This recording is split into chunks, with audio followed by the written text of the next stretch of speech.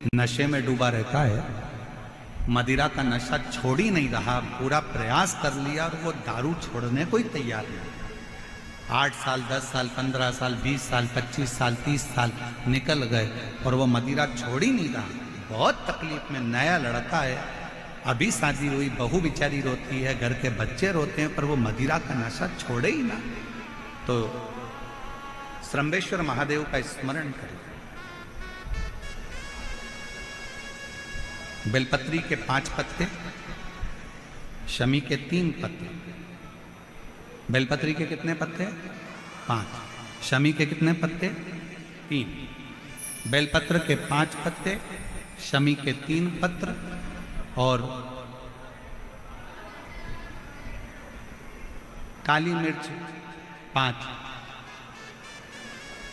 1 पत्र, शमी पत्र सब साथ में लेकर काली मिर्च के साथ में बाबा देव अधिदेव महादेव को, भगवान शंकर को समर्पित करो। श्रंभेश्वर महादेव का नाम लीजिए। जम के बोलो, कौन सा महादेव? श्रंभेश्वर महादेव। आपने कथा में सुना होगा कि शरंभ पक्षी का रूप मेरे शंकर भगवान ने लिया था। किसके लिए लिया था? नरसिंह भगवान को जो गुस्सा आ रहा था, नरसिंह भगवान जो तोड़ फोड़ कर रहे थे, सारे देवताओं को डर लग रहा था, तब भगवान शंकर ने शरंभ पक्षी का रूप धारण कर नरसिंह भगवान को अपने पंजे में उठाकर अलखनंदा नदी में ले जाकर डाल दिया। शिव जी ने एक नाम लिया, शंकर जी का एक नाम का उच्चारण हुआ। क्या नाम था? जम के बोलो, श्रंभेश्वर महादेव। आवाज नहीं आ रही है, जरा दम के बोलो, कौन से महादेव? बोल श्रंभेश्वर महादेव की। श्रंभेश्वर महादेव।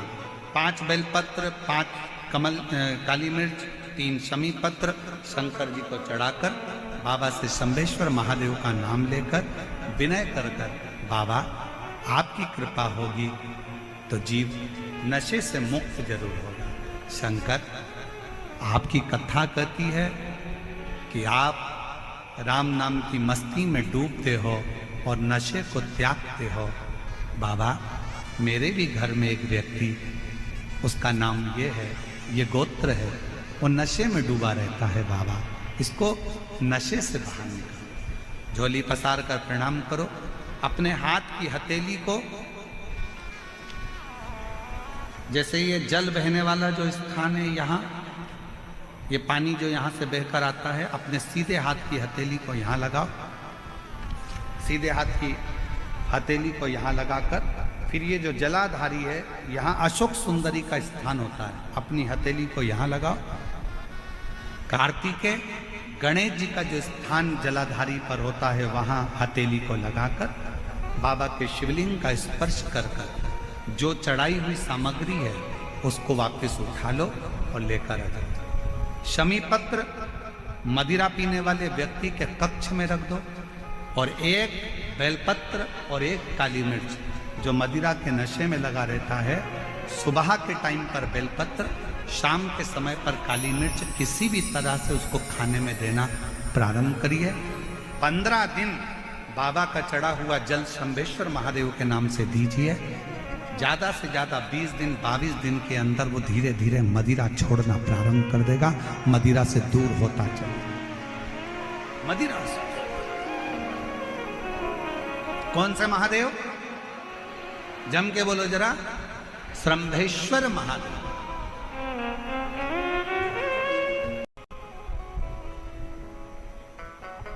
देवराज को विश्वास नहीं था, शरीर में कष्ट है।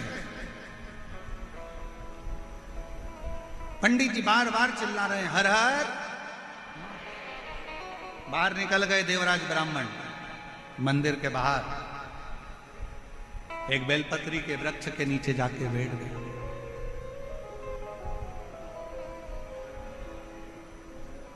और बेलपत्र के वृक्ष के नीचे जाकर बैठे ही थे, शरीर के कष्ट के कारणवश, तपन के कारणवश उसके प्राण छूट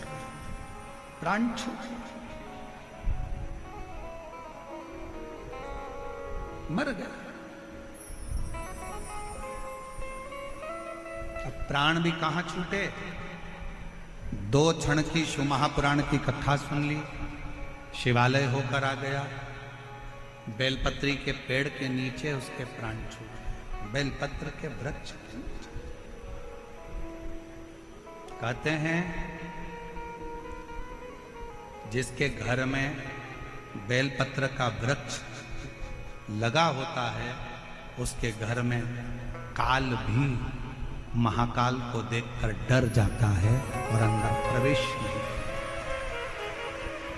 इतना प्रभाव। और फिर कहेंगे अगर आपके घर में बेलपत्र का वृक्ष नहीं है तो एक नियम बनाओ कि रोज शिव के मंदिर में जब लोटा भर के जल चढ़ाओ तो उस जल को थोड़ा सा झेल कर लेकर आया करो। उस जल को थोड़ा सा लेकर आया करो और अपने दरवाजे पर उस जल का सींचन करा करो। घर के प्रत्येक व्यक्ति को थोड़ा थोड़ा जल आचमन करने के लिए दिया करो। आचमन करो।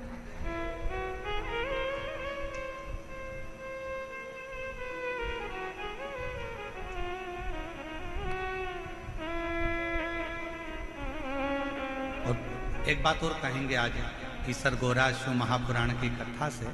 मान लो कोई वस्तु आपकी खो गई, कोई चीज नहीं मिल रही है, बहुत देर से आप ढूंढ रहे हो, प्रयास कर रहे हो। सुबह सुबह जब भगवान को जल चढ़ाने जाओ ना तो जो जल लेकर आते हो ना उससे अपनी साड़ी का कोई भी पल्लू जरा सा भाग उसको गीला कर लिया थोड़ा सा, और उसको नेत्र से लगाकर घर में आकर उस वस्तु का स्मरण कर कर बाबा से प्रार्थना कर करो, बाबा मेरी वो सामग्री बहुत कीमती थी पर मिल नहीं रही। आप प्रयास करोगे ना बाबा तो ढूंढ सकते। विश्वास करता है 24 घंटा या 48 घंटे के अंदर वो सामग्री मिलेगी जरूर, जहां भी होगी वो प्राप्त हो जाएगी। खोजिए।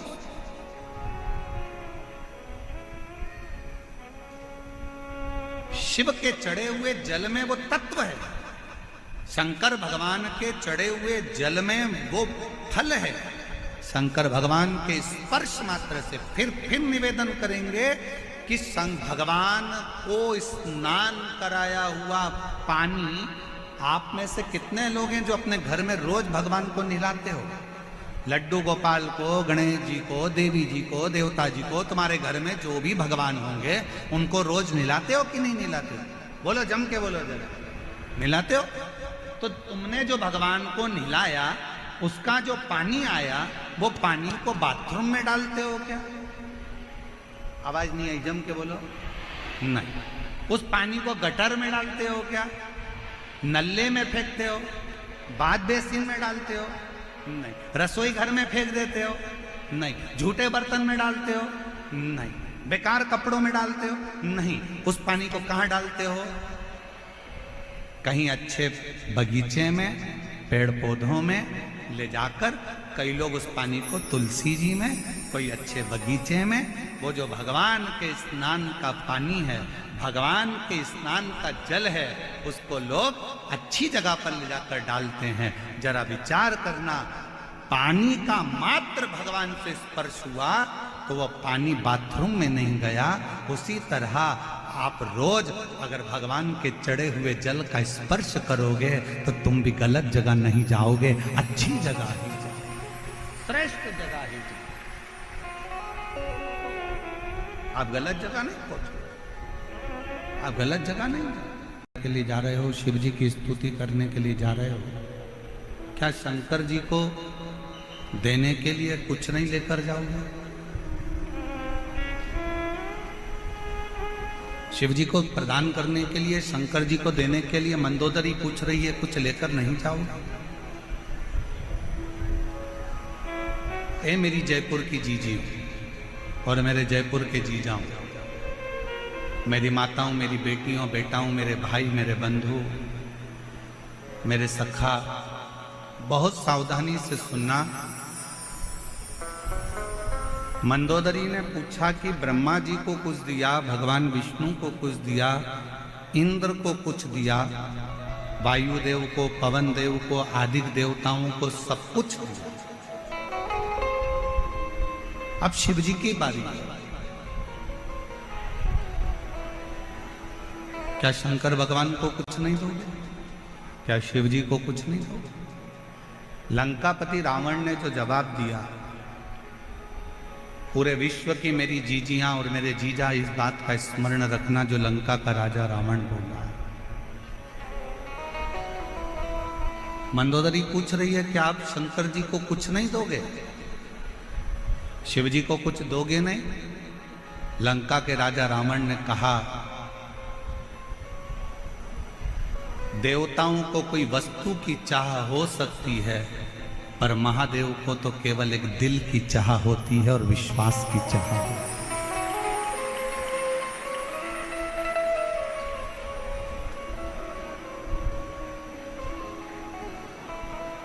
देव में और महादेव में एक बहुत बड़ा अंतर है।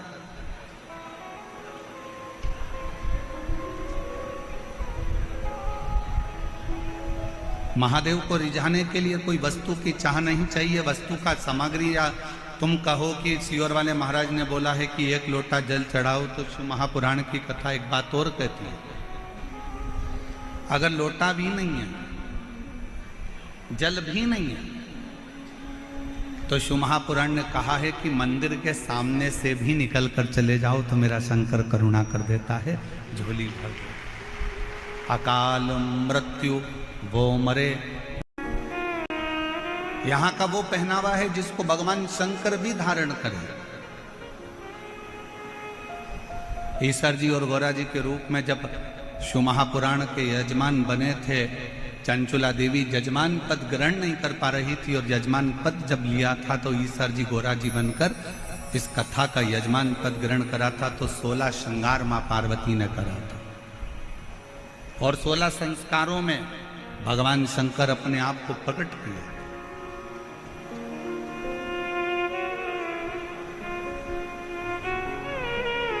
और पूरी दुनिया में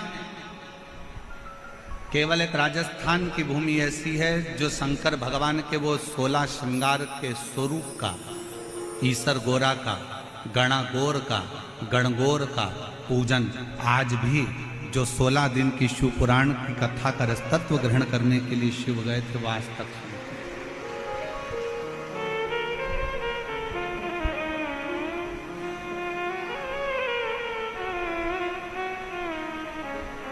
शिव को क्या चाहिए आपसे? शंकर भगवान को आपसे कुछ नहीं चाहिए। शंकर भगवान को केवल आपसे चाहिए आपका भरोसा, आपकी दृढ़ता, आपका विश्वास। बाकी का शिव जी से आपको कुछ नहीं चाहिए। दुनिया के लोगों को आप वस्तु दीजिए, दुनिया के लोगों को सामग्री दीजिए, दुनिया के लोगों को बहुत सारा मकान दे दो, जमीन दे दो, जायदाद दे दो, बहुत सारी सामग्री दे दो, पर दुनिया के लोग फिर भी पीठ के पीछे आपकी बुराई ही करेंगे, आपके विश्वास को तोड़ सकते हैं।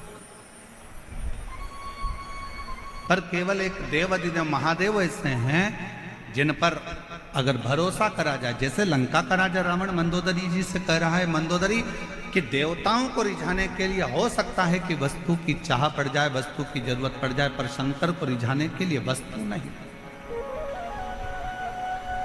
शिव जी को रिझाने के लिए सामग्री नहीं। यहां पर कई मेरी बहनें बैठी हैं, कई मेरी जीजियां बैठी हैं, कई मेरे जीजा बैठे हैं। ईमानदारी से बोलना, कभी कभी आप लोग शंकर जी के मंदिर जाते होगे तो कई बार आपके पास में बेलपत्री भी नहीं रहती होगी, पेड़ सूख गया, गर्मी पड़ रही थी बहुत तेज, वृक्ष सूख, बेलपत्र नहीं है। कई बार आप शंकर जी की आराधना करने जाते हो तो आपके पास समी पत्र नहीं रहता। कई बार आप शिव जी की आराधना करने जाते हो तो आपके पास में धतूरा नहीं रहता। बोलो बोलो, सही है कि गलत है? जम के बोलो जरा, सही है ना? कई बार आप मंदिर जाते हो तो आपके पास में हो सकता है माचिस जलाने के लिए माचिस नहीं होती है। कई बार आपके पास में घर में घी का डब्बा छूट जाता है। कई बार कंकु का चोपड़ा, पूजन का कंकु, चावल, रोली मोली, हल्दी घर रह जाती है।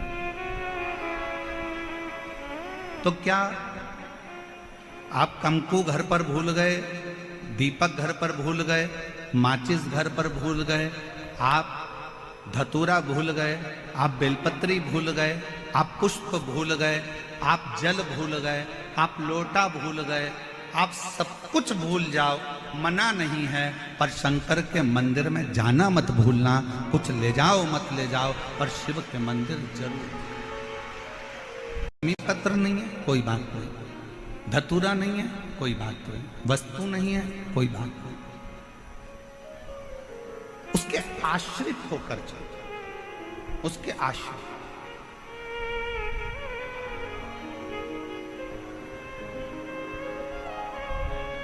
कोई वस्तु नहीं, कोई सामग्री नहीं, कोई चीज नहीं, फिर भी उसके आश्रित होकर चलो कि हम तो बाबा के भरोसे चलते हैं, हम तो बाबा के। चंचुला देवी ने कहा तुमरुका जी से कि मैंने सुना है एक सौभाग्यवती स्त्री अखंड सौभाग्य लेकर जब वो मरती है तो वो पति के धाम में जाती है, पति लोक में।